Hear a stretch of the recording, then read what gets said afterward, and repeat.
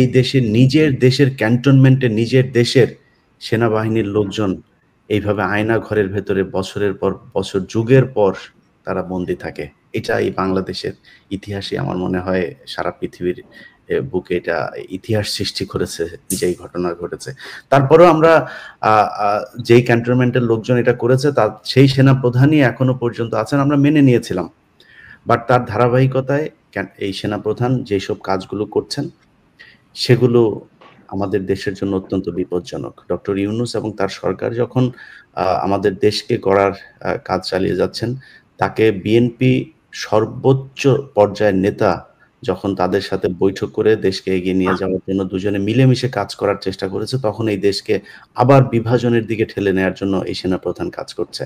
এবং সেনাপ্রধান ডিজিএফআইকে দিয়ে যা করাচ্ছে তার অনেক কনক্রিট এভিডেন্স আমাদের কাছে আছে, যেগুলো আপনারা সময় থেকে সময় জানতে পারবেন। আমরা আলোচনায় চলে যাচ্ছি। আলোচনায় প্রথমেই আমাদের মুরব্বীর কাছে আগে যাই। সাইফুল পাইকার, আপনার কাছ থেকে শুরু করি আমরা। আপনার প্রিয় ক্যান্টনমেন্ট, আপনি যেমনটি দেখতেন আজকের মধ্যে কোনো পার্থক্য দেখেন কিনা? জি, আসসালামু আলাইকুম। ধন্যবাদ ভাই প্রশ্নটি করার জন্য।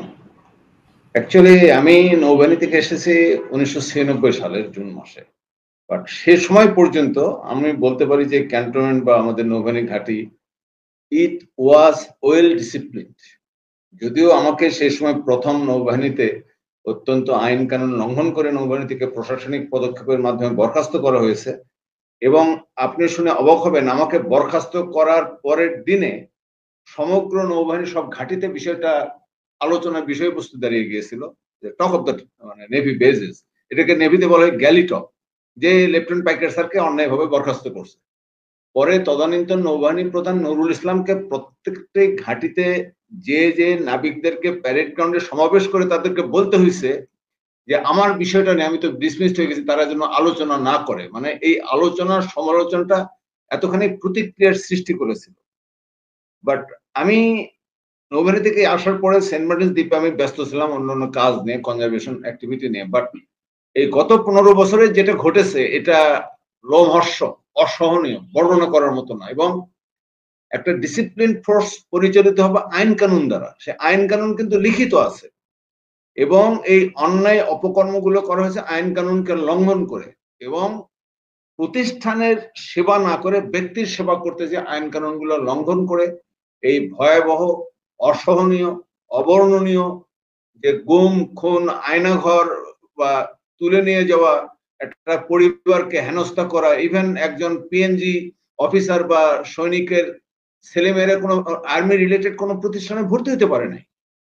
এই পরিস্থিতিটা আমি 96 এর আগে বা আমি যতদিন ছিলাম আমি তখন দেখি নাই, বাট পরবর্তীতে দেখেছি।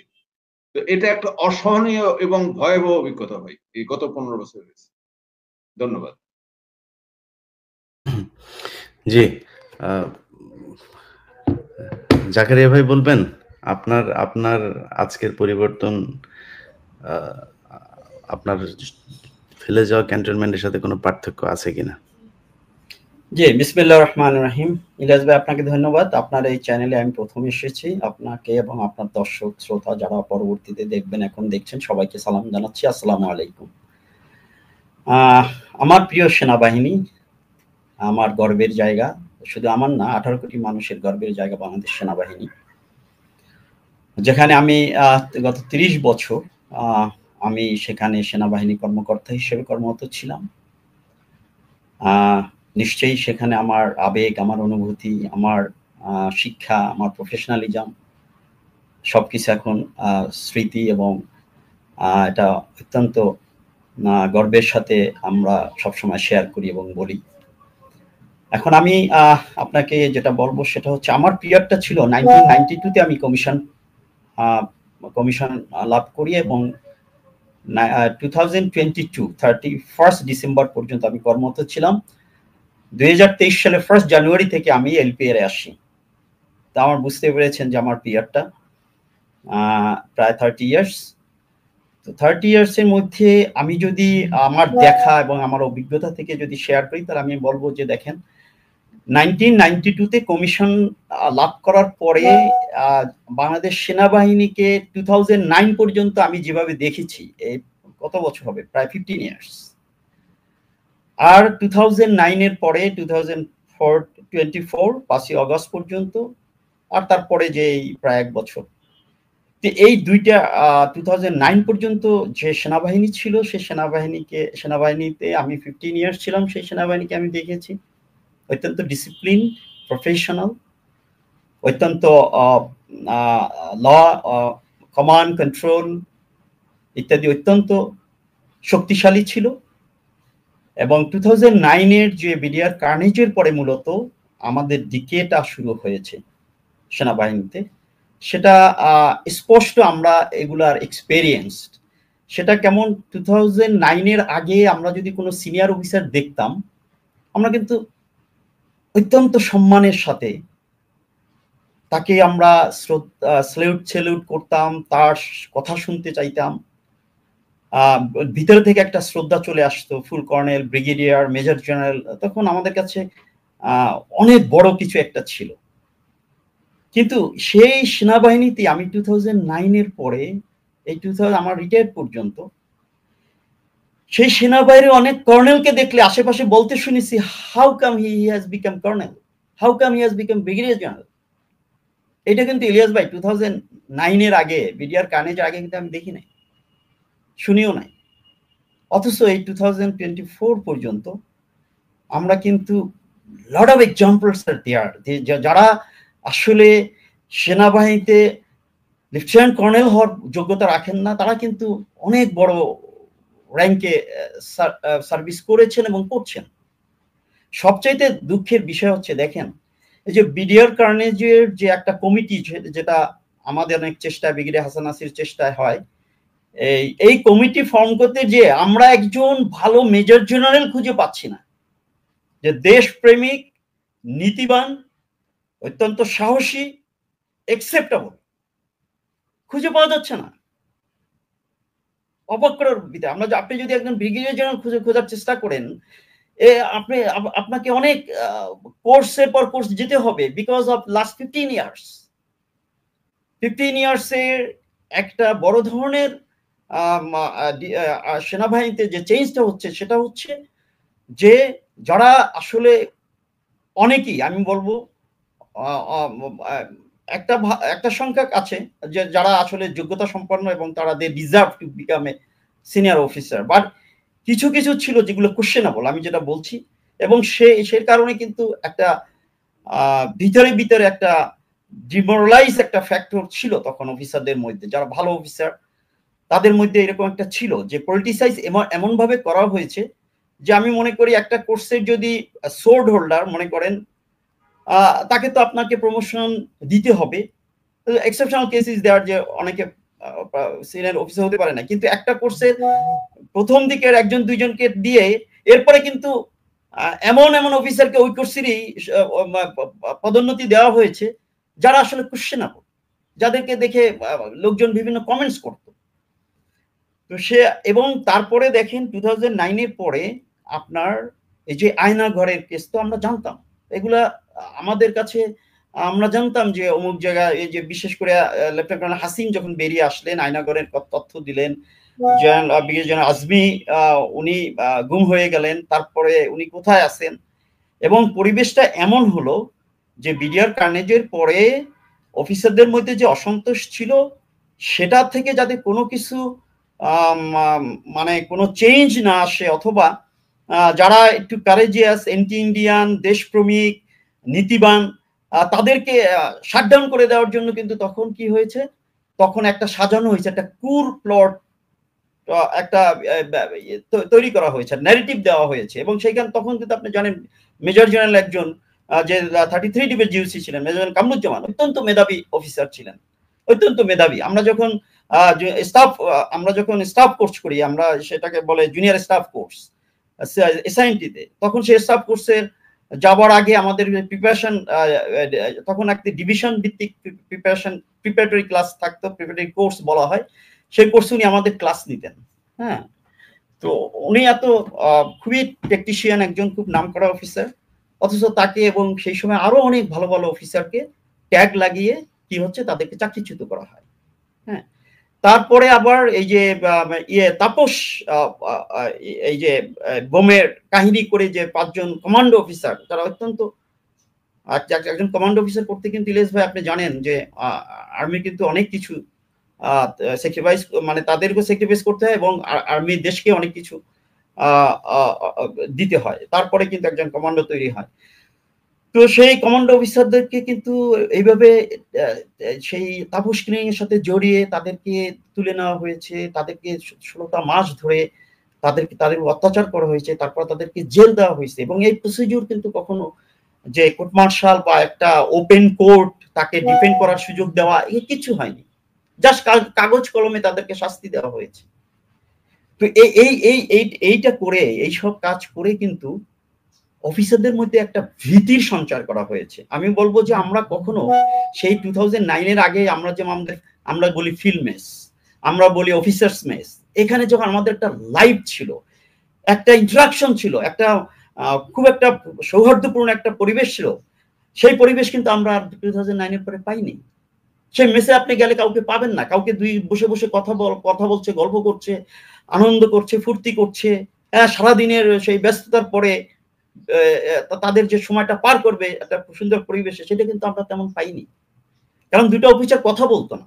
ইভেন আমি একটা উদাহরণ দিই আপনাকে, আমি 2017-18 দিকে আমি তখন প্রাইম মিনিস্টার্স অফিসের স্টাফ, মানে এএফডি যেটাকে বলে, আর্ম ফোর্সেস ডিভিশন, সেখানে আমি একটা ইন্টারাকশনে, আমার সেলটা ছিল একটি ফরেন ওরিয়েন্টেড সেল, যে সেল আমি কাজ করতাম। তো সেখানে আমি একটা বাইরে একটা ইন্ডাস্ট্রির সাথে আমাদের একটা ইন্টারাকশন ছিল। সো ওইখানে আমার একটা রিটায়ার্ড অফিসার, যে he happens to be the coursemate of brigadier general Azmi. তো আমি তাকে দেখা হইলে, আমি জানি যে ব্রিগেডিয়ার জেনারেল আজমি, কারণ ব্রিগেডিয়ার জেনারেল আজমিকে আমি মেজর অবস্থায় চিটাগাং হিল ট্রাক্সে পেয়েছি। এরপরে আমি কমান্ডার হিসাবে তাকে পেয়েছি ঘাটাইল সেনানিবাসে, 309 ব্রিগেড কমান্ডার ছিলেন। এরপরে আবার আমি পেয়েছি, আমি একটা ব্রিগেড মেজর খোলাহাটি, উনি 16 ইনফ্যান্ট্রি ব্রিগেডের ব্রিগেড কমান্ডার হিসাবে। তো এই সব জায়গায় তাকে দেখে, মানে কেউ যদি তার ইন্টারাকশনে আসতো এবং তার কোনো মিটিং এ, সিকিউরিটি মিটিং হোক, অন্য অপারেশনাল মিটিং হোক, তার কথাবার্তা শুনলে কিন্তু আপনি যে কেউ ইমপ্রেসড হবে। হ্যাঁ, তো ওইভাবে কিন্তু আমি তার প্রতি ইমপ্রেসড ছিলাম। আমি না শুধু, যে গ্যারিসনের ম্যাক্সিমাম অফিসারই জেনারেল আর্মির ওইরকম ভাবে তার ব্যবহারে এবং তার নলেজ এবং অন্যান্য যোগ্যতার কারণে। কিন্তু তো যাই হোক, আমি যেটা বলছিলাম, আমি তার কোর্সমেটকে পেয়ে, আমি জানি যে জেনারেল আজমিকে পাওয়া যাচ্ছে না, গুম হয়ে গেছে। তো এরকম একটা অফিসার সভাপতি আমাদের একটা থাকে, সে কোথায় আছে, কিভাবে আছে না আছে ইত্যাদি। তো আমি যখন তার কোর্সমেট, সেও ব্রিগেডিয়ার জেনারেল হিসেবে রিটায়ার করেছে, আমি তাকে জিজ্ঞেস করলাম যে স্যার, খুব গোপনে তার কাছে খুব মানে ফিসফিস করে জিজ্ঞেস করলাম যে sir, what is brigadier general Azmi sir, do you have any information regarding him? সে আমাকে বললো, Zakaria, do not share this thing with anyone. আমি তোমাকে ভালো জানি, তুমি আমার অফিসার হিসেবে তোমাকে পেয়েছিলাম, আমি তোমাকে সাজেস্ট করি, তুমি এই ব্যাপারটা নিয়ে কখন আমাকে যখন জিজ্ঞেস করছে,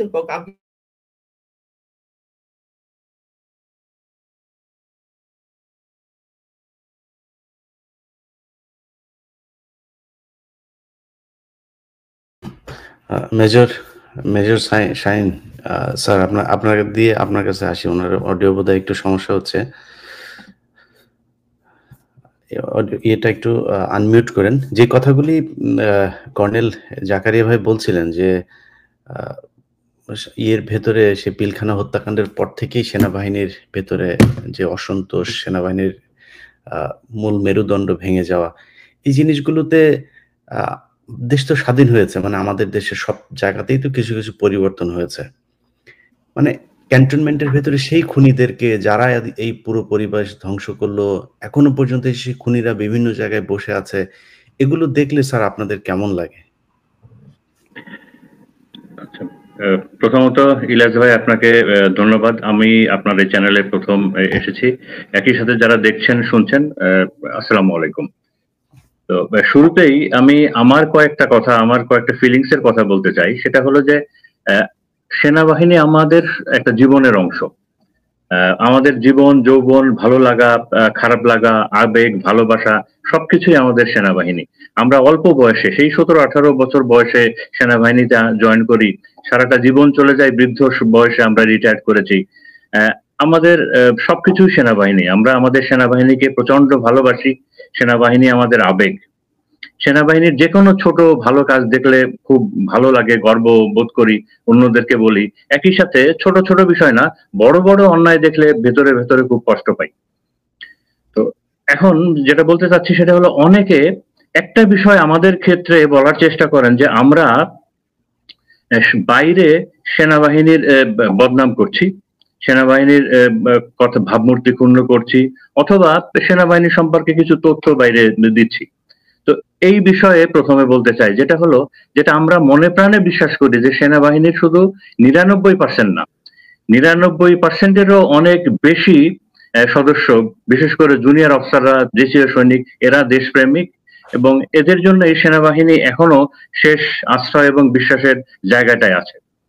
আমরা কথা বলি, সমালোচনা করি কাদের? আমরা কথা বলি, সমালোচনা করি সেই অংশটার সেনাবাহিনীর যারা এই গত 16 বছরের গুম, খুন, হত্যা, গণহত্যার সাথে জড়িত ছিল। আমরা তো কোরআন শপথ নেওয়া, আমরা আমাদের ট্রেনিং এর সময় তো কোরআন শপথ নেওয়া যে আমরা দেশের সাথে থাকবো, দেশের মানুষের সাথে থাকবো।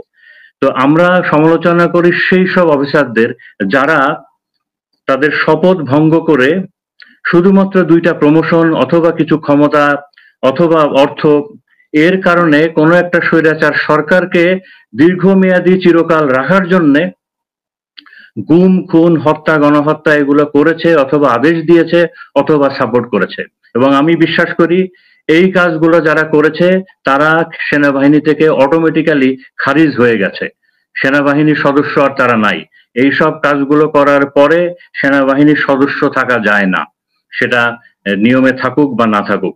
আমরা তাদের সমালোচনা করি এবং আমরা তাদের বিচার চাই। এখন যে কথাটা আপনি এতক্ষণ বললেন যে সেনাবাহিনী কি তার আগের জায়গাতে আছে নাকি অনেকখানি দূরে চলে গেছে, তো এই বিষয়টাই আমি একটু বিস্তারিত বলতে চাই। এবং এই কারণেই আমরা মনে মনে বিশ্বাস করি যে আমার প্রিয় সেনাবাহিনী অথবা আমাদের প্রিয় সেনাবাহিনী তার সেই গৌরবের জায়গা থেকে গত 15 বছরে বেশ অনেকখানি দূরে চলে গেছে, এবং যে কারণে সেনাবাহিনীর একটা বড় ধরনের সংস্কার প্রয়োজন। কেন সংস্কার প্রয়োজন? আমি আশা করব এর ভিতরেই ইলিয়াস ভাই আপনার অনেকগুলো প্রশ্নের উত্তর পেয়ে যাবেন। তো প্রথমত, আমরা যদি আমাদের বাংলাদেশের জিওগ্রাফিক্যাল লোকেশন অথবা জিওপলিটিক্যাল অবস্থাটা চিন্তা করি, তাহলে দেখব যে বাংলাদেশ ভূ রাজনীতি বলি অথবা রিজিওনাল রাজনীতিতে অত্যন্ত গুরুত্বপূর্ণ। আমাদের চারিদিকে অলমোস্ট চারিদিকে বঙ্গোপসাগর বাদ দিলে আমরা ইন্ডিয়ার চারিদিকে ইন্ডিয়া, এবং ইন্ডিয়ার সাথে আমাদের যে প্রেজেন্ট সম্পর্ক, বিশেষ করে বিজেপি গভর্নমেন্টের সঙ্গে, তাদের কথাবার্তাতেই আমরা টের পাই। এবং মুসলমানদের সম্বন্ধে তাদের যে আইডিয়া, যে ধারণা, এটা আমরা মিডিয়াতে দেখেছি যে রিসেন্ট যুদ্ধগুলোতে তারা ইসরায়েলকে সাপোর্ট করেছে। পশ্চিম বাংলার অনেক নেতা বলেছে যে বাংলাদেশকে তারা গাজার মতো করে দেখতে চায়। তো এগুলোর জন্য বাংলাদেশের সার্বভৌমত্ব এবং বাংলাদেশের টিকে থাকার জন্য একটা অত্যন্ত কার্যকরী এবং শক্তিশালী সেনাবাহিনী আমাদের দরকার। আচ্ছা, আমাদের সার্বভৌমত্বের কথাই যদি বলি, আমাদের সশস্ত্র বাহিনীর কথাই যদি বলি, আমরা তো যে ইন্ডিয়া পাকিস্তান যে রিসেন্ট যে যুদ্ধটা হয়ে গেল, এখানে পাকিস্তান এয়ারফোর্সের সাফল্য আমরা দেখেছি। আমাদের এয়ারফোর্সের কি অবস্থা, সেদিকে কি আমরা একটু তাকাবো? এখন সেকেন্ড পয়েন্ট, যেটা আমরা সেনাবাহিনীতে জানি, যে কোনো একটা সশস্ত্র বাহিনীর তার ডক্ট্রিন, তার ট্রেনিং, তার ইকুইপমেন্ট, তার আর্মামেন্ট, তার মোটিভেশন, মাইন্ড সেট আপ, সবকিছু এটা শত্রুকে চিন্তা করে, শত্রু দেশকে সামনে রেখে এগুলো সেট করা হয়। অথচ গত 15 বছর ধরে তো আমাদেরকে শেখানো হয়েছে যে ভারত আমাদের অকৃত্রিম বন্ধু, তাদের সঙ্গে মানে তাদের সাথে আমাদের কোনোদিন যুদ্ধ হবে না, এরকম একটা অবস্থা। এবং সেভাবেই তো আমরা আমাদের সশস্ত্র বাহিনীটাকে সাজিয়েছি। তো তার মানে আমাদের সশস্ত্র বাহিনীর তো একটা বড় ধরনের পরিবর্তন দরকার। এরপরে যদি আমরা বলি যে এই যে আমি শুধু একটা মাইন্ডসেটের একটা উদাহরণ দিই যে মাইন্ডসেটটা আমাদের কত পরিবর্তন হয়েছে।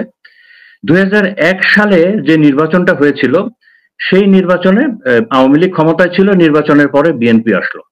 2018 সালে যে নির্বাচনটা হয়েছিল, এই দুইটা নির্বাচনে যদি আপনারা দেখেন, 2001 সালে সেনাপ্রধান ছিল জেনারেল হারুন, এখন মনে হয় জেলে আছেন, ডেস্টিনি কেস, এবং তখনও আর্মিটা মোটামুটি নির্বাচনের জন্য যথেষ্ট আওয়ামী রূপে জেনারেল হারুন সাজিয়ে রেখেছিলেন, কারণ তখন প্রচুর জেআরবির ব্রিগেডিয়ার ছিল চাকরিতে, প্রচুর।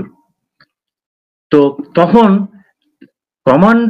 কমান্ডে যারা ছিলেন, বড় বড় কমান্ডে যারা ছিলেন, তারা মনে মনে চেয়েছিলেন যে আর্মি আওয়ামী লীগের পক্ষে কাজ করুক। কিন্তু 2001-এর ইলেকশন বাংলাদেশের ইতিহাসের one of the election, best election, যে ইলেকশনে আমিও ছিলাম, সেখানে আমাদের সিনিয়র লটের অনেকে সেনাপ্রধান সহ তাদের ইনডাইরেক্ট চাওয়ার পরেও সেনাবাহিনীর কোনো সেনা সদস্য সেটাতে কর্ণপাত করে নাই। তারা তাদের সাহস, তাদের বিবেক এবং তাদের শিক্ষা পুরাটা কাজে লাগিয়ে ও ইলেকশন ডিউটি করেছে। আর 2018-তে সেনাপ্রধান ছিলেন জেনারেল আজিজ, এবং আজিজের নেতৃত্বে আমরা কি ইলেকশন দেখলাম। এখানে আমার পয়েন্টটা হলো সেনাবাহিনীর এই যে পরিবর্তনটা হয়েছে, কারণ 2001-এর যে ইলেকশন, সেখানে সেনাপ্রধান ইচ্ছা করলেও এই কাজগুলো করতে পারতেন না, জুনিয়ররা করতো না। অথচ এই সেম জিনিস 2018-তে সম্ভব হয়েছে, কারণ আমাদের মাইন্ডসেট অথবা ওই পুরনো সেনাবাহিনী থেকে আমরা যথেষ্ট দূরে চলে এসেছি। এটা আমাদেরকে স্বীকার করতে হবে, এটা আমাদেরকে স্বীকার করতে হবে। আমি যদি অন্যভাবে আরেকটা উদাহরণ দিই, কর্নেল হাসিন একজন বীর প্রতীক, আমাদের গর্ব। স্যারকে অফিস চলাকালীন সময়ে মাথায় পিস্তল ঠেকিয়ে জেনারেল হামিদ, তখন লেফটেন্যান্ট কর্নেল ছিলেন ডিজিএফআই এ, অফিস থেকে গুম করে নিয়ে যাওয়া হয় সবার সামনে। এই ঘটনা 2001, 95, 95, 96, 97 এরকম সময়ে সম্ভব হতো না। ওই সময়ে সম্ভব হতো না যে সবার সামনে একজন বীর প্রতীককে, এরকম একজন অফিসারকে অফিস থেকে নিয়ে যে গুম করে ফেলা হচ্ছে, এটা তখন সম্ভব হতো না। এটা এখন সম্ভব হয়েছে। কেন? কারণ আমরা আসলে আমাদের কক্ষপথ থেকে অনেকখানি দূরে চলে গেছি। তারপরে এই হাসিন স্যারকে যখন গুম করা হলো, সারা আর্মি তো জানতো যে একজন বীর প্রতীককে গুম করা হয়েছে, কেউ তো সেটা উদ্ধারের চেষ্টা করে নাই, সেনাপ্রধান করে নাই, যারা কমান্ডে ছিলেন তারা করেন নাই তো। কেন করেন নাই? তার মানে আমরা তো আমাদের তো অনেক পরিবর্তন হয়েছে, এগুলো তো স্বীকার করতে হবে, এবং স্বীকার যদি আমরা না করি তাহলে আমরা সামনে যাব কিভাবে? এর পরে যদি আমি বলি, এই যে যারা গুম, খুন, হত্যা, গণহত্যা করেছে, আমি যদি তাদের বাইরে বেরোলে সারা দেশের সব লোকজন তো বলে যে এই লোকগুলো এখনো সেনাবাহিনীতে কেন আছে। এখন তো এই সোশ্যাল মিডিয়ার যুগে এটা তো আর অচেনা নাই, এটা তো সবাই জানে। এই লোকগুলো এখনো সেনাবাহিনীতে কেন আছে? ভাবমূর্তি, অনেকে বলার চেষ্টা করে সেনাবাহিনী, আমাদেরকে বলে যে আমরা ভাবমূর্তি ক্ষুণ্ণ করছি। ভাবমূর্তির বিষয়ে আমি হাইপোথেটিক্যালি একটা জিনিস বলি, সে একটা প্রতিষ্ঠানে দুজন ক্রিমিনাল আছে, সারা দেশের লোক জানে, তার মানে ওই প্রতিষ্ঠানে ভাবমূর্তি ক্ষুণ্ণ হচ্ছে। ভাবমূর্তি রক্ষার উপায়টা কি? উপায় একটাই, ওই দুইজন অপরাধীকে, ক্রিমিনালকে ন্যায় বিচার করে প্রতিষ্ঠান থেকে বের করে দিতে হবে, তাহলেই তো ভাবমূর্তি রক্ষা হবে, অন্য কোনোভাবে ভাবমূর্তি রক্ষা হবে না। এখন আর একটা খুব উদাহরণ দিই, যে উদাহরণটা দিতে আমার খুব কষ্ট হয়। আচ্ছা, গত 15 বছরে আমাদের সেনা প্রধানগুলা দেখেন না, সেই মইনু মনে হয় আমার জানা মতে বাংলাদেশের সব থেকে বড় ঘৃণিত মানুষ। মইনুর পরে জেনারেল মুবিনের সময়ে সব থেকে বেশি অফিসার বরখাস্ত হয়েছে। এই তাপস হত্যার যে ভুয়া কেসে 5 জন অফিসারকে টর্চার করা হয়েছে 1 বছরের মতো, তারপরে তাদেরকে জেল দেওয়া হয়েছে। খালেদা জিয়াকে ক্যান্টনমেন্ট থেকে উচ্ছেদ করা হয়েছে তার সময়। হ্যাঁ, তো এই যে তার সময় হয়েছে, এবং এই ম্যাডাম খালেদা জিয়াকে যে উচ্ছেদ করা হয়েছে, এই বিষয়ে আমার একটা এখনো কষ্ট আছে যে এই বিষয়ে এই নতুন 5ই আগস্টের পরে এখনো কোনো মামলা হয় নাই, এটা নিয়ে এখনো কোনো তদন্ত হচ্ছে না, এখনো এটার সাথে কারা জড়িত সে বিষয়টা খতিয়ে দেখা হচ্ছে না। তো এই যে যেটা বলছিলাম যে আমাদের সেনাপ্রধানগুলা কোথায়? এই যে সেনাপ্রধান তো আমাদের মাথার মুকুট, একটা সেনাবাহিনীর তাজ, এই তাজগুলো তো সব এখন লুকিয়ে আছেন, পালিয়ে আছেন সবাই। তার মানে ডেফিনেটলি বাহিনীতে একটা প্রবলেম হয়েছে। আচ্ছা, আমাদের গত 15 বছরের ডিজিএফআই গুলো সব কোথায়? কেউ কি দেশে আছেন? কেউ তো দেশে নাই, সবাই তো পালিয়ে গেলেন কেন? আচ্ছা, শুধু ডিজিএফআই বলছি কেন, গত ডিজিএনএসআই গুলা কোথায়? গত 15 বছরের বিজেপি গুলা কোথায়? তো তার মানে এই যে কমান্ড চ্যানেলের সবাই এই প্রবলেম, কোথাও তো একটা বড় গলদ আছে। আমাদের হয় প্রমোশন সিস্টেমে আছে, অথবা আমাদের ওভারঅল সিস্টেমে আছে। এই জিনিসগুলোকে তো অ্যাড্রেস করতে হবে, এই জিনিসগুলোকে তো অস্বীকার করার কি কোনো উপায় আছে? আর একটা জিনিস যদি আমি অন্যভাবে বলি, দেখেন, এটা মন্টগোমারির কথা যে লিডারশিপ তুমি জাজ করবা কিভাবে? তো লিডারশিপ যুদ্ধের সময় তো বোঝা যায় যুদ্ধক্ষেত্রে লিডার কেমন। পিস টাইমে, মানে শান্তিকালীন সময়ে লিডারশিপ প্রুফ করার জায়গা শুধুমাত্র একটাই, যে একটা লিডার তার লিডারশিপ প্রুফ করবে তার আন্ডার কমান্ডের উপরে অবিচার হচ্ছে কিনা সেইটা সে কিভাবে প্রোটেস্ট করে। এইটাই হলো পিস টাইমে একটা লিডারশিপ প্রমাণের মাপকাঠি। আমরা গত 15 বছরে যত অফিসার সৈনিক যাদেরকে অন্যায়ভাবে বরখাস্ত করা হয়েছে, জেল জুলুমের শিকার হতে হয়েছে, অত্যাচারের শিকার হতে হয়েছে, আমরা তো কাউকে প্রতিবাদ করতে দেখলাম না। আমরা তো একটা ব্রিগেডিয়ার এন্ড অ্যাবাব, একটা মেজর জেনারেলকে তো এই গত 15 বছরে পদত্যাগ করতে দেখলাম না। অথচ আত্মসম্মান, আত্মমর্যাদা, ডিগনিটি, এগুলো তো আমাদের ইউনিফর্মের একটা অংশ। এই জিনিসগুলো গেল কোথায়? এখন আর একটা কথা যদি বলি, এই যে ইন্ডিয়ার সাথে যে পাকিস্তানের যে যুদ্ধটা হলো, অথবা ইরানের সাথে যে ইসরায়েলের যে যুদ্ধটা হলো, সেখানে তো আমরা দুইটা জিনিস খুব হাড়ে হাড়ে শিখলাম। পাকিস্তানের ইকোনমিক অবস্থা তো আমাদের থেকে অনেক দুর্বল। এত কিছুর পরেও তাদের একটা অত্যন্ত শক্তিশালী এবং প্রফেশনাল সশস্ত্র বাহিনী আছে, যে কারণে তারা বিদেশি আগ্রাসন থেকে তাদের দেশকে সেভ করতে পারে। আমাদের কি অবস্থা তাহলে? ইরান ইসরায়েলের যুদ্ধে আমরা কি দেখলাম? যে বিদেশি অনুগত চরেরা কিভাবে দেশের সর্বনাশ করতে পারে। তো এই বিদেশি অনুগতরা তো আমার সশস্ত্র বাহিনীতেও আছে। তো আমরা কি শিক্ষা নিব না? আমি আবারও বলছি যে আমরা সশস্ত্র বাহিনীকে অনেক ভালোবাসি, এবং এই একটা অত্যন্ত শক্তিশালী এবং কার্যকরী আমরা সশস্ত্র বাহিনী চাই।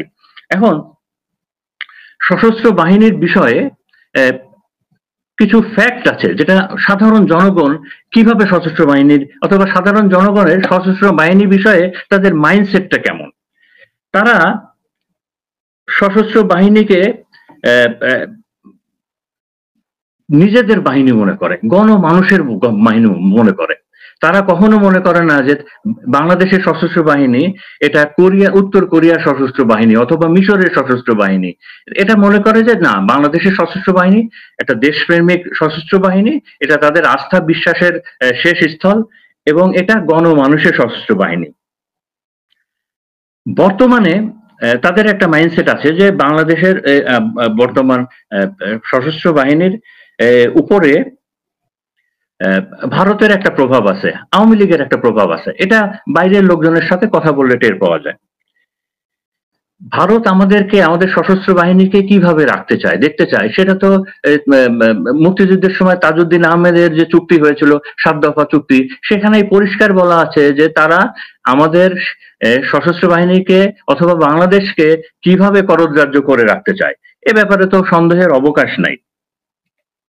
আমাদের বাংলাদেশের সাধারণ মানুষ এখন বর্তমানে 2025 সালে এরা কিন্তু মনে করে যে সশস্ত্র বাহিনী গণমানুষের বাহিনী, এবং এরা কোনোভাবেই সমালোচনার ঊর্ধ্বে নয়। এরা ভালো কাজের জন্য যেমন প্রশংসা পাবে, একইভাবে কোনো অপরাধ করলে কিংবা এদের কোনো ফেইলিওর, সেটারও সমালোচনা হবে। এখন আরেকটা বিষয় যেটা বলতে চাই যে এখন একটা যেটা আমার পার্সোনাল অ্যাসেসমেন্ট, যে দেখেন এই 5ই আগস্টের পরে তো পুরা বাংলাদেশের মানুষ তো ফুল দিয়ে আমাদের সশস্ত্র বাহিনীকে অভিবাদন জানিয়েছিল, ওয়েলকাম জানিয়েছিল, বন্ধুত্বের হাত বাড়িয়েছিল, মানে মাথার উপরে রেখেছিল। বাট আস্তে আস্তে আমরা কি একটু দূরে সরে যাইনি? আমরা বেশ দূরে সরে গেছি। এই দূরে সরার কারণগুলা কি? আমার বিচারে এই দূরে সরার 7টা কারণ আছে। তো একটা কারণ হলো যে 5ই আগস্টের পরে এই যে 626 জনকে আমাদের ক্যান্টনমেন্টে আশ্রয় দেওয়া হয়েছিল, তার ভিতরে যেটা মাহমুদুর রহমান আমার দেশ পত্রিকায় যে তার এটার বিষয়ে ডিটেলস বলেছিলেন যে তার বিষয়ে বেশ কিছু সন্ত্রাসীও ছিল যারা হত্যাকাণ্ডের সাথে জড়িত ছিল, এবং তাদের সবাইকে পার করে দেওয়া হলো। 2 নম্বর কারণটা হলো যে কারণে সাধারণ মানুষের সাথে আমার বিশ্বাস আমার সশস্ত্র বাহিনীর একটু গ্যাপ হয়ে গেছে, যেটা হলো যে এই যে গুম খুন হত্যা গণহত্যা এদের সাথে জড়িতদেরকে তারা মনে করে আমার সশস্ত্র বাহিনী এদেরকে এখনো প্রোটেকশন দিয়ে রেখেছে এবং এদেরকে বিচারের মুখোমুখি হতে দিচ্ছে না। আমি জানি আমার সশস্ত্র বাহিনীর অনেকের একটা মাইন্ডসেট আছে যে তারা হয়তো মনে করছে যে না, এরা সশস্ত্র বাহিনীর এদেরকে তো ক্ষমা করে দেওয়া যায়, কিংবা এরা তো আমাদেরই একটা অংশ। তবে এদের ক্ষেত্রে আমার যেটা দৃঢ়ই যে মানুষ খুনের সাথে যারা জড়িত তাদেরকে ক্ষমা করা, তাদেরকে প্রোটেকশন দেওয়া, তাদেরকে বিচারের মুখোমুখি না করার অধিকার কাউকে দেওয়া হয় নাই। এটা আমাদের ধর্ম দেয় নাই, এটা আমাদের বিবেক দেয় নাই, আমাদের আইন দেয় নাই, এটা কোনো কিছুই নাই। সাধারণ মানুষের ভিতরে একটা ধারণা আছে যে আমাদের সশস্ত্র বাহিনীর সাথে আওয়ামী লীগের একটা যোগাযোগ আছে এবং ভারতের একটা যোগাযোগ আছে এবং তাদের একটা ইনফ্লুয়েন্স আছে। এটা তাদের একটা পারসেপশন আছে। এটা তো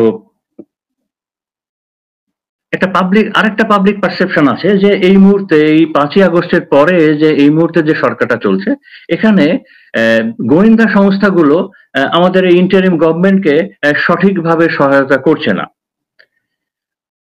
এটা একটা পাবলিক পারসেপশন আছে, যেহেতু আমরা অবসরপ্রাপ্ত মানুষ, আমরা সাধারণ মানুষের সাথে মিশি।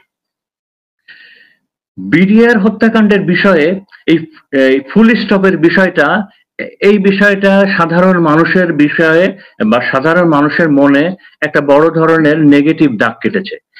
এই বিষয়ে আমার এক্সপ্লেন করার দরকার নাই, আপনারা সোশ্যাল মিডিয়াতে কিংবা ইউটিউবে এই পাবলিক রিমার্ক গুলো দেখলেই টের পাওয়া যাবে। এবং আরেকটা পাবলিক পারসেপশন আছে এবং এটার সাথে আমিও একমত, আমার মতো অনেকেই একমত, যে আমাদের সেনা প্রধানের আশেপাশে বেশ কিছু দুষ্ট অফিসার, দুষ্ট লোক আছে যারা স্যারকে ভালো বুদ্ধি দিচ্ছেন না, স্যারকে সঠিক তথ্য দিচ্ছেন না, যে কারণে একটা গ্যাপ হয়ে যাচ্ছে। তো এখন আমার বিচারে এগুলো থেকে বের হওয়ার পথ কি? আমাদের সেনাপ্রধান অথবা সশস্ত্র বাহিনীতে এই যে সাধারণ মানুষের সাথে যে একটু গ্যাপ হয়ে গেছে, যেটা আমার ধারণা, তো এইটা থেকে বের হওয়ার পথ কি? আমার বিচারে 5টা কাজ করলে এটা থেকে বের হওয়া যাবে। বাংলাদেশের মানুষের মন অনেক বড় এবং আমাদের অস্তিত্বের জন্য, সার্বভৌমত্বের জন্য সশস্ত্র বাহিনী দরকার, সশস্ত্র বাহিনী দরকার, এটা নিয়ে কোনো ডাউট নাই। প্রথম এটাই হলো যে এই যে গুম খুন হত্যা গণহত্যার সাথে জড়িত যারাই আছে তাদেরকে আমার সশস্ত্র বাহিনী যেন ন্যায় বিচারের মুখোমুখি করে দেয়, তাদেরকে কোনোভাবেই যেন প্রোটেকশন না দেয়, সেনানিবাসে না রাখে। এইটা অনেকে বলবেন যে আচ্ছা এই সংখ্যা যদি অনেক হয় তাহলে তো সেই কম্বল কি লোম বাঁচতে কম্বল উজাড় হয়ে যাবে। আমি একমত না। মানুষের আমার সেনাবাহিনী কোন খুনিকে আশ্রয় দিবে, খুনির পক্ষে দাঁড়াবে, এটা আমি চাই না। ক্ষমা এবং অবিচার এই দুইটা কিন্তু একসাথে, এই শব্দ দুটো একসাথে থাকে। আপনি কাউকে এমন কাউকে ক্ষমা করতে পারেন না যে ক্ষমার ফলে অন্য অনেক মানুষের উপরে অনেক বড় অবিচার হয়ে যায়, এটা আপনি কখনো করতে পারেন না। একই সাথে আমাদের দেশের সাধারণ মানুষ মনে করে যে সশস্ত্র বাহিনী থাকবে অ্যাবসলিউটলি নির্দলীয় থাকবে, নিরপেক্ষ থাকবে, কোনো দলের পক্ষে কাজ করবে না, এবং কোনো প্রকার রাজনীতিতে নাক গলাবে না। তো আমিও আশা করব আমার সশস্ত্র বাহিনী অ্যাবসলিউটলি নির্দলীয় থাকবে, কোনো দলের পক্ষে কাজ করবে না, আমার কোনো রাজনীতিতে নাক গলাবে না, এবং আওয়ামী লীগকে যেমনটি দেখে এসেছেন পুনর্বাসনের কোনো চেষ্টা করবে না। 2009 সালের আগে আওয়ামী লীগকে পুনর্বাসনের কোনো চেষ্টা করবে না। এটা রিফাইন্ড আকারে হোক, ছোট আকারে হোক, বড় আকারে হোক, কোনো আকারে আওয়ামী লীগকে পুনর্বাসনের চেষ্টা করবে না। আমার আরো যে দুইটা কাজ করতে হবে সেটা হলো যে, এটা আমরা সবাই জানি, আমরা বিশ্বাস করি যে এই যে DGFI, NSI, RAB, BGB, NTMC এগুলো সশস্ত্র বাহিনীর প্রতিষ্ঠান না। তো এগুলো অ্যাবসলিউটলি সশস্ত্র বাহিনীর প্রতিষ্ঠান না। তো এইসব প্রতিষ্ঠানে যেসব অফিসারদের অপরাধ এবং দুর্নীতি আছে, এগুলো ওই সব অফিসারদের ব্যক্তিগত অপরাধ। এসব দায় দায়িত্ব যেন এই প্রতিষ্ঠানগুলোর দায় দায়িত্ব যেন আমার সশস্ত্র বাহিনী না নেয়। এবং সশস্ত্র বাহিনীর করণীয় কি, এইসব প্রতিষ্ঠানের থেকে যেসব অফিসাররা দুর্নীতি করেছে, আপনাদের সশস্ত্র বাহিনীর এই লোকজন ওইখানে গিয়ে যে চুরি করে আসে, তাহলে ওইটা সশস্ত্র বাহিনী এই দায় নিবে না? আমি এই কথাটাই বলছি যে সশস্ত্র বাহিনী অপারেশন ডাল ভাতে টাকা মেরে দিয়ে আসে বিডিআর সৈনিকদের, এই দায় কে নিবে? এই সেনাবাহিনী নিবে না এটা? আমি এটাই বলছি ইলিয়াস ভাই, যে ওই প্রতিষ্ঠানগুলার কোনো, যেমন ডিজিএফআই, র্যাব, বিজিবি, ওই প্রতিষ্ঠানের দায় দায়িত্ব সশস্ত্র বাহিনী নিবে না। এবং সশস্ত্র বাহিনী কোনটা নিবে? এই প্রতিষ্ঠানে যে সকল অফিসার যে অপরাধ করেছে সেই সকল চিহ্নিত অপরাধীদেরকে সশস্ত্র বাহিনীতে ফিরে, আলটিমেটলি তো সবাই সশস্ত্র বাহিনীতে ফেরত আসে, তাদেরকে বিচারের মুখোমুখি করবে, তাদেরকে ন্যায় বিচার করবে, বিচারের মুখোমুখি করবে, এবং প্রয়োজন হলে সশস্ত্র বাহিনী থেকে বের করে দিবে। মানে তাদের মানে ওই প্রতিষ্ঠানের কোনো দায় দায়িত্ব সশস্ত্র বাহিনী নিবে না। একই সাথে সশস্ত্র বাহিনীর তাদের বিচার করবে। এবং সশস্ত্র বাহিনী যদি বলে যে না, আমরা তো ওটা তো অন্য প্রতিষ্ঠানে ছিল, আমরা তো জানি না, আমার এটা মনে হয় না। কারণ সশস্ত্র বাহিনীর প্রথমত তাদের নিজস্ব ইন্টেলিজেন্স আছে, আর দ্বিতীয়ত বাংলাদেশ ছোট দেশ, এখানে সবাই সবকিছু জানে। এবং একই সাথে কেউ কোথাও অপরাধ করলে সশস্ত্র বাহিনীর তারও একটা নিজস্ব একটা ইনকোয়ারি হওয়ার কথা। তো ঠিক আছে স্যার, আমরা এই হলো আমার শেষ করি তাহলে। আমরা এই কর্নেল জাকারিয়া ভাই, আপনি শেষ করতে পারেন না, আপনার ইয়েটা একটু শেষ করেন, আপনি যেটা বলছিলেন। জি, থ্যাংক ইউ। আমার একটা ডিসরাপশন ছিল, এই জন্য আমি আর শেষ করতে পারিনি। আমি যেটা আলটিমেটলি বলতে চেয়েছিলাম যে আসলে আমাদের সশস্ত্র বাহিনীর এখনো প্রফেশনালিজম, ডিসিপ্লিন, অন্যান্য অপরাধের শাস্তি সব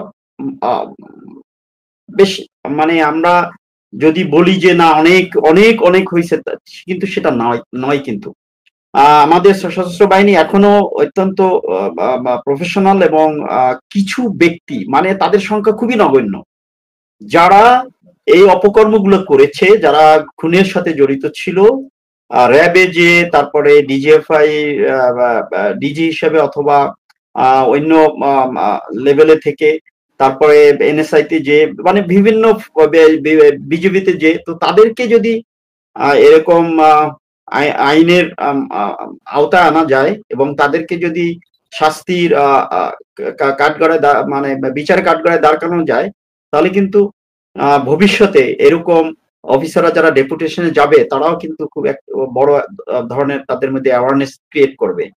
এটা একটা বিষয়। আর একটা বিষয় হচ্ছে যে দেখেন, ব্রিগেডিয়ার হাসান নাসিরকে পিএনজি করা হলো। ব্রিগেডিয়ার হাসান নাসির যে জুলাই আগস্টে বিপ্লবের একজন মানে সামনের দিকে যে নেতৃত্ব দিয়েছেন তিনি।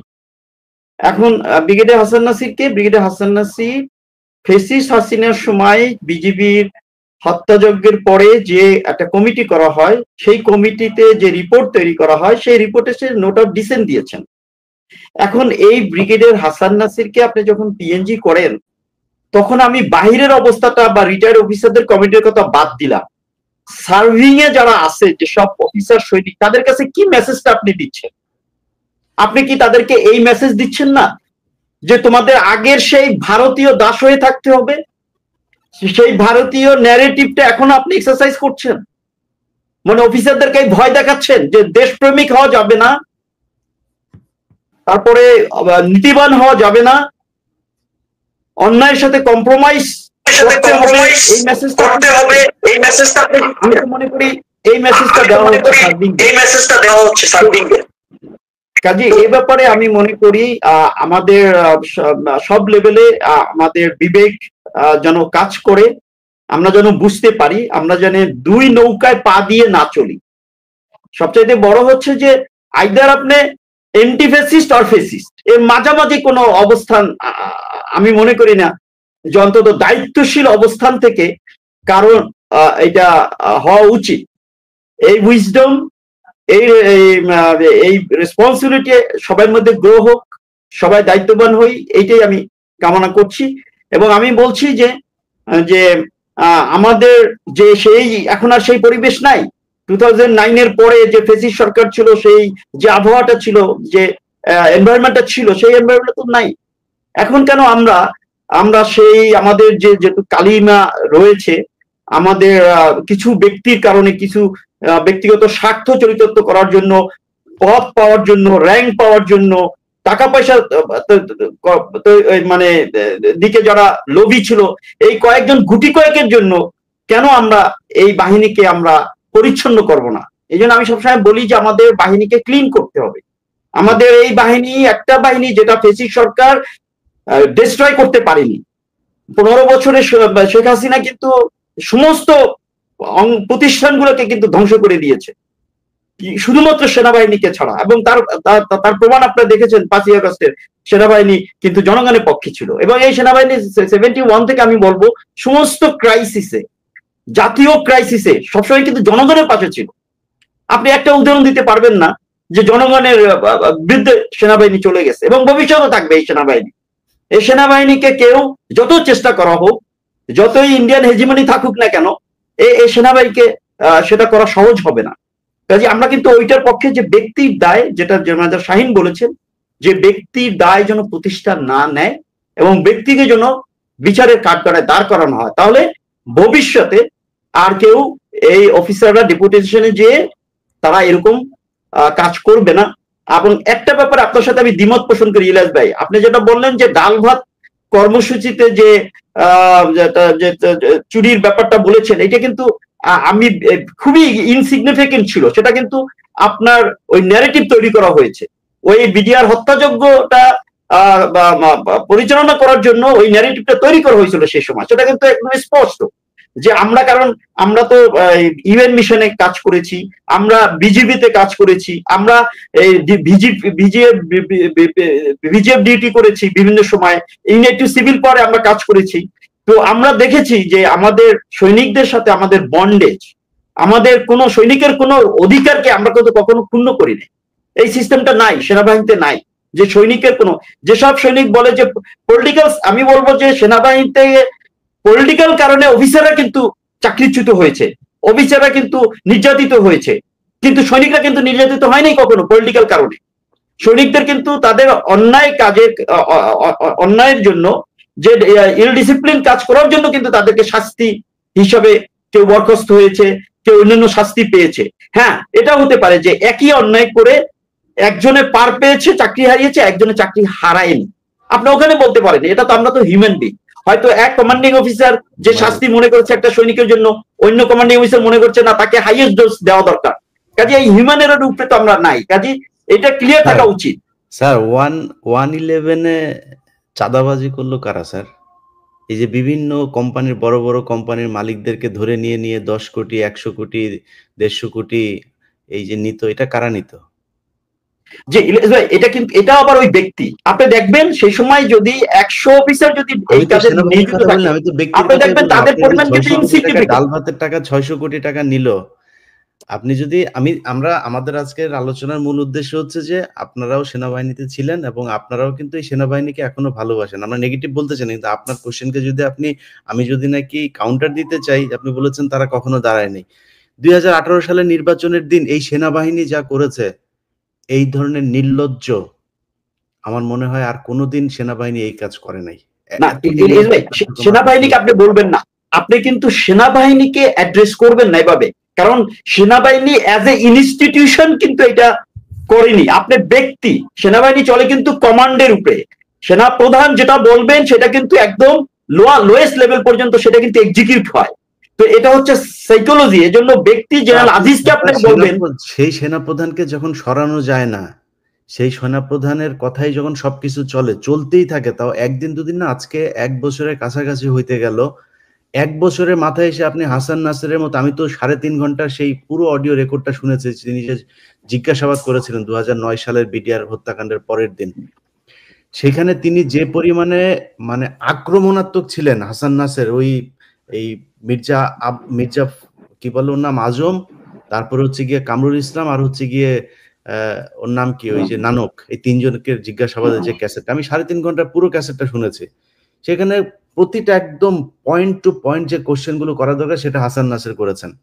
তাকে যখন দেশ স্বাধীন হবার 1 বছর পরেও ওয়াকার পিএনজি করার সাহস পায়, শক্তি পায়, সুযোগ পায়, সেই সেনাবাহিনী তো ভাই আমাদের নাই। তাইলে না, সেটাই দুঃখজনক ইলিয়াস ভাই, সেটাই বলছি, এটা অত্যন্ত দুঃখজনক, অনাকাঙ্ক্ষিত, এবং আমাদের কমিউনিটির মধ্যে আপনারা দিয়ে পাইকার ভাই আপনাকে দিয়ে শেষ করবো। জি,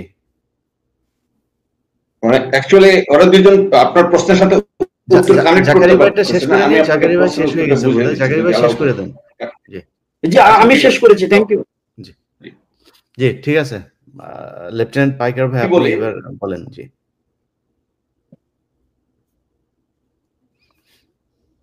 এখানে ব্যর্থতা 5ই আগস্টের পরে ব্যর্থতা সরকারের, এবং আমি বলবো হাসনাত সার্জিসদের। রুলস অফ বিজনেস শিডিউল 4 এর মধ্যে ক্লজ 23, সেখানে বলা হচ্ছে dismissal from service other than tribunal or court martial. আপনাকে বিচার না করে আপনাকে চাকরি থেকে বরখাস্ত করার জন্য কি করতে হবে, এটা রুলস অফ বিজনেস 1996 এর শিডিউল 4 ক্লজ 23 তে বলা আছে। এটা করার দায়িত্ব, এই যে এতজন অফিসারের নামে ইউনাইটেড নেশনস থেকে রিপোর্ট দিছে তারা কিভাবে চাকরি করে। এবং আমিও বলতে শুনছি জেনারেল ওয়াকার সেনাপ্রধান, সে তো সেনাবাহিনীর প্রধান, সে তো আপনার ডিজিএফআই বলেন বা এনএসআই বা অন্যান্য প্রতিষ্ঠান তো সেনাবাহিনীর অঙ্গ না। এখন এদেরকে ধরে প্রতিরক্ষা সচিবের কাছে আমি বলবো যে কালকে হাসনাত আব্দুল্লাহ সার্জিসদের যাওয়া উচিত, যে এই যে রিপোর্টের পরিপ্রেক্ষিতে আপনারা যতজন অফিসার আছে তাদের জন্য ফাইল রেডি করে আপনার প্রধান উপদেষ্টার কাছে নিয়ে যাবেন। হ্যাঁ আমি করে দিচ্ছি, পরে করবো, নো, অন দ্য স্পট করে এটা নিয়ে যেতে হবে। নিয়ে যে প্রধান উপদেষ্টার কাছ থেকে ওটা মেমো যাবে রাষ্ট্রপতির কাছে, রাষ্ট্রপতি এটা সাইন করলো কি করলো না does not matter, gazette will be published. আপনার 96 এর জেনারেল যখন নাসিম যখন বিদ্রোহ করলেন, তখন কি রাষ্ট্রপতি আব্দুর রহমান বিশ্বাস কিভাবে থামিয়েছিলেন? আমি একটু ব্যাকগ্রাউন্ড বলি, খুব কুইক বলি। রাষ্ট্রপতি আব্দুর রহমান বিশ্বাস অ্যাডভোকেট খান সাইবুর রহমানকে ডেকে পাঠান বঙ্গভবনে। অ্যাডভোকেট খান সাইবুর রহমানকে বাসা থেকে বঙ্গভবনে আইনি পরামর্শের জন্য আব্দুর রহমান বিশ্বাস, রাষ্ট্রপতি আব্দুর রহমান বিশ্বাস খান সাইবুর রহমান স্যারকে জিজ্ঞেস করছে। এই অংশটুকু খান সাইবুর রহমান স্যারের মুখে শোনা। বলছে, আমাকে বলছে আমি কি করবো, আমি বুঝতেছি না। আপনি কি করবেন? আপনি জাস্ট রেডিও টিভিতে ডিক্লারেশন দিয়ে দেন, হি ইজ ডিসমিসড। আপনি গেজেট 10 ঘন্টা পরে করেন, 2 ঘন্টা পরে করেন, সাথে সাথে করেন, does not matter. Once it is published in the mass media, he will no more there. তার আন্ডার কমান্ড কেউ তাকে স্যালুট করবে না বা তাকে তার কমান্ড মানবে না। এই কাজটাতে 5ই আগস্টের পরে করা হয় নাই, কারণ এই সাজেশন দেওয়ার কেউ ছিল না ভাই। Very simple. আমি বলবো যে এখনো সময় আছে, এখনো জুলাই ডিক্লারেশনের আগে যারা ছাত্র জনতা যারা আন্দোলনকারী সোজা প্রতিরক্ষা মন্ত্রণালয় যাবে, ঘেরাও দেবে, সচিবকে ধরবে, prepare the file sir and let's go together to the chief adviser's office, and সেখান থেকে আমরা ডিক্লারেশন হয়ে যাবে, গেজেট রাষ্ট্রপতির কাছে বলা হবে, রাষ্ট্রপতি সাইন করারও দরকার নেই। রাষ্ট্রপতি যে পাপেট, তার সামনে যে ফাইলটা যাবে সে সাইন করতে বাধ্য, সাইন না করলে অর্ডার এক্সিকিউটেড হয়ে যাবে।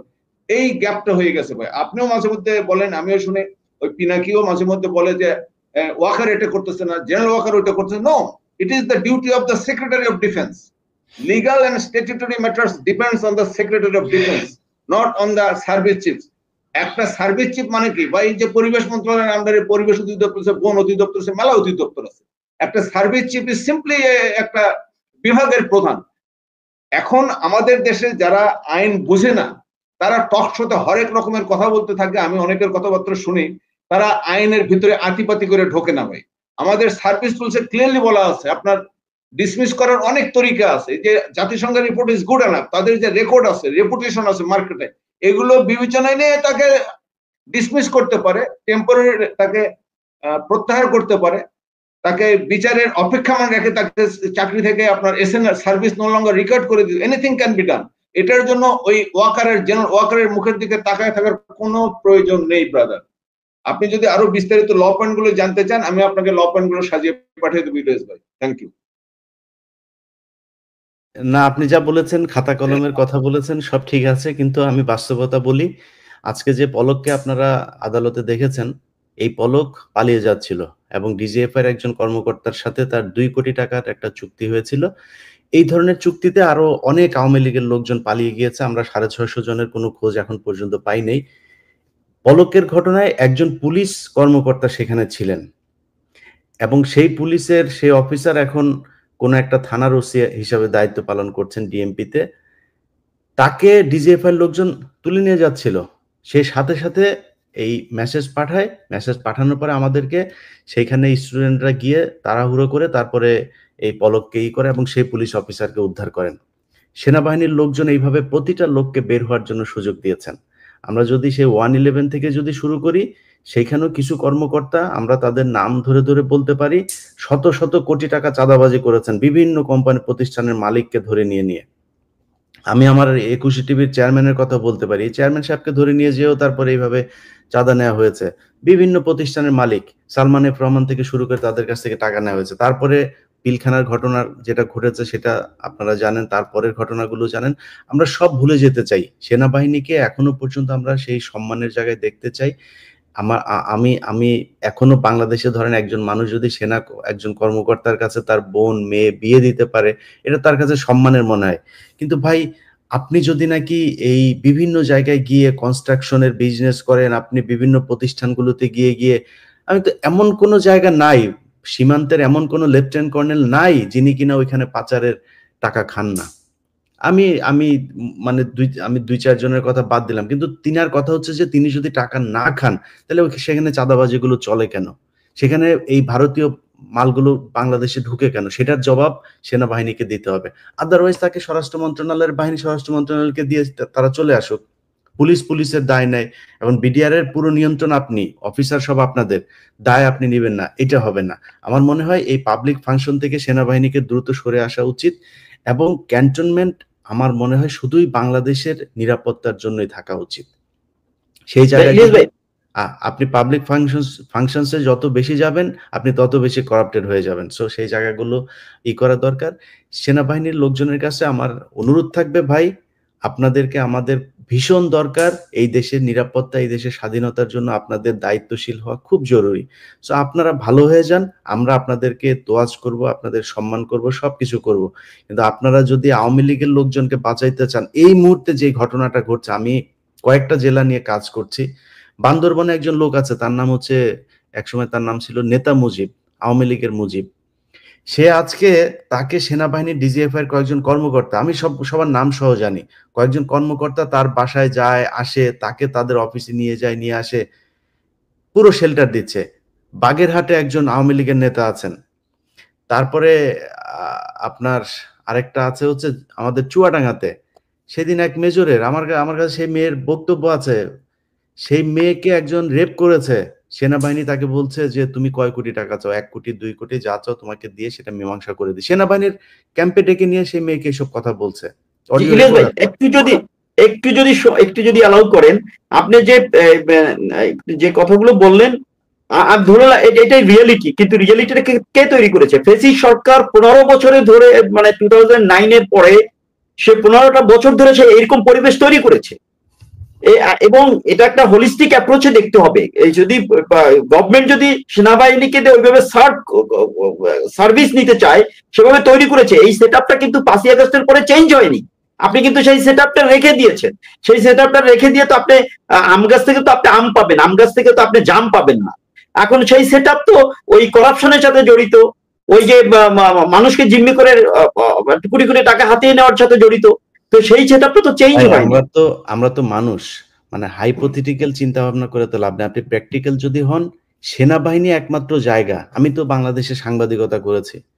সেনাবাহিনীর একজন লেফটেন্যান্ট কর্নেল যদি নাকি, আমার মনে আছে একজন লেফটেন্যান্ট কর্নেল আপনার মৌচাকে এক মেয়েকে আপনার তার অন্যায় ধরে টান দিল। ওনাদের টান দেওয়ার পর সেটা নিয়ে আমরা গেলাম, ক্যামেরাটা আমি নিউজ চুজ করলাম, ভাই 1 ঘন্টার মধ্যে পুরো অফিস একদম গরম করে ফেলছে ডিজিএফআই থেকে ফোন দিয়ে। মির্জা আব্বাসের বাসায় যেদিন হামলা হয়, আমাদের হচ্ছে মূলত আমাদের আজকের যে অনুষ্ঠান সেটা ক্যান্টনমেন্ট কেন্দ্রিক হবে। আমার সাথে যে কজন শ্রদ্ধাভাজন অতিথি আছেন সবাই সেনাবাহিনীর সাবেক কর্মকর্তা। আমরা এক এক করে সবার সাথে পরিচয় হবো। আমরা মূল একটু ভূমিকা টেনে নিই, সেটা হচ্ছে যে বাংলাদেশের সেনাবাহিনী আমাদের গর্বের একটা জায়গা।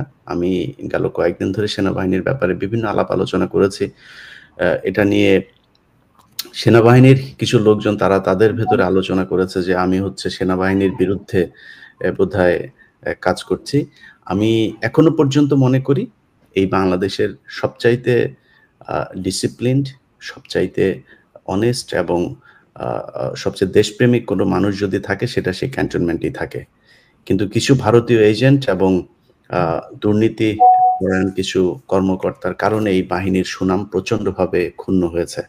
বিশেষ করে আওয়ামী লীগ এবং ভারতের যে তাবেদারি গত 2009 সালের 25শে ফেব্রুয়ারির পর থেকে এই ক্যান্টনমেন্ট করেছেন, সেখান থেকে এই আজ পর্যন্ত এই ক্যান্টনমেন্টটাকে তিলে তিলে তিলে তিলে বিভিন্ন অফিসার যারা কিনা দেশপ্রেমিক অফিসার তাদেরকে জঙ্গি ট্যাগ দেওয়া হয়েছে, তাদেরকে বলা হয়েছে যে দেশদ্রোহী, নানান ধরনের মিথ্যা মামলায় ফাঁসিয়ে তাদের কাউকে জেলখানায় পাঠানো হয়েছে, কাউকে চাকরিচ্যুত করা হয়েছে, গুম করা হয়েছে। পৃথিবীর ইতিহাসে আমার মনে হয় নিকট অতীতে এমন কোনো দেশ নাই